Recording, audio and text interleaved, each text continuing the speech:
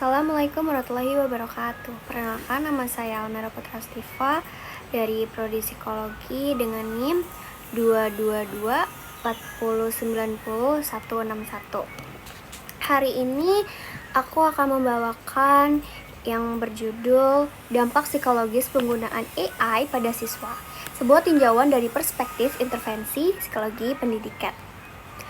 Jadi salah satu perkembangan paling meningkat dalam beberapa tahun terakhir adalah kemunculan dan penyebaran teknologi Artificial Intelligence, yaitu AI atau kecerdasan buatan, khususnya berbasis large language model seperti ChatGPT, Gemini AI, Claude, dan berbagai aplikasi derivatif lainnya.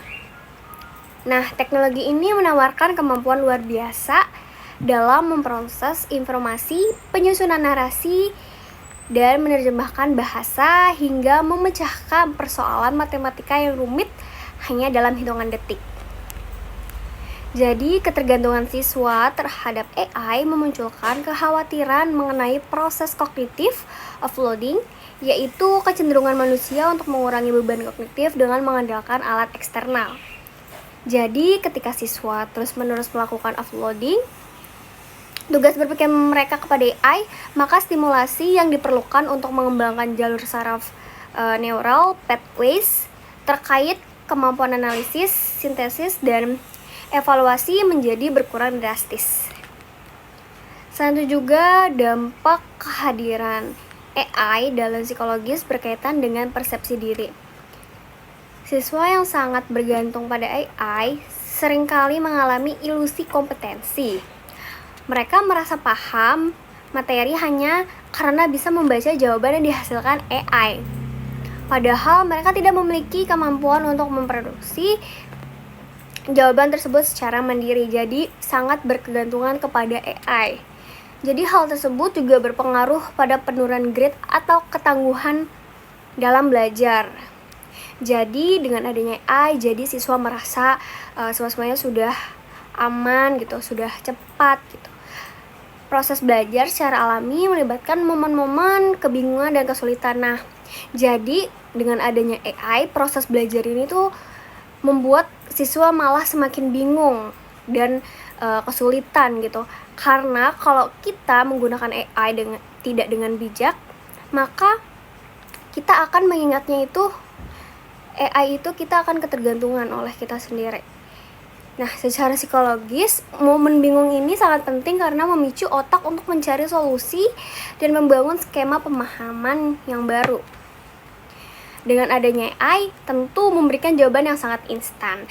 Jadi, siswa kehilangan kesempatan untuk bergulat dengan kesulitan tersebut. Jadi, siswa itu tidak bisa berpikir dengan sempurna gitu dengan adanya AI ini. Jadi, apa-apa langsung ke AI gitu dan tidak mau mencari jawaban lainnya seperti itu. Strategi intervensi yang dapat diterapkan sekolah bisa dengan cara guru mengajak siswa berdialog tentang cara kerja otak, tidak hanya mengajarkan cara teknis menggunakan AI. Jadi di zaman sekarang ini beberapa guru ataupun dosen pasti menggunakan AI, begitupun mahasiswanya gitu. Jadi mungkin kita boleh menggunakan AI, tapi di satu sisi kita otak kita juga tetap masih bekerja untuk memproses si AI ini. Jadi tidak hanya mengcopy paste, tapi kita juga bisa merangkai kata-kata dari kalimat kita sendiri. Seperti itu. Tidak ada salahnya juga kalau kita menggunakan AI gitu. AI ini jadi hanya untuk alat membantu saja kayak gitu. Lalu kita dapat membangun kesadaran pada diri siswa agar mereka memilih untuk mengerjakan tugas secara mandiri, karena ini untuk melatih otak para siswa. Jadi kita harus kita kasih pengertian terhadap siswa tersebut gitu. Kamu nggak apa-apa salah gitu, karena ini jawaban hasil kamu sendiri, bukan nyontek ataupun dari AI gitu.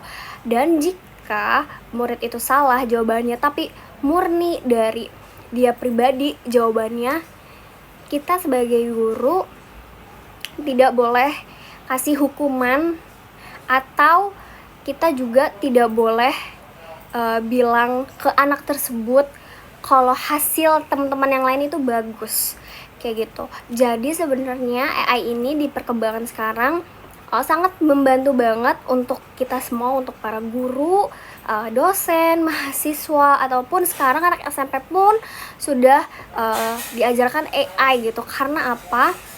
AI itu tidak selalu buruk. Jadi yang tadi udah dibilang, tergantung dari kitanya melatih otak kita itu seperti apa kayak gitu. Oke, terima kasih. Assalamualaikum warahmatullahi wabarakatuh.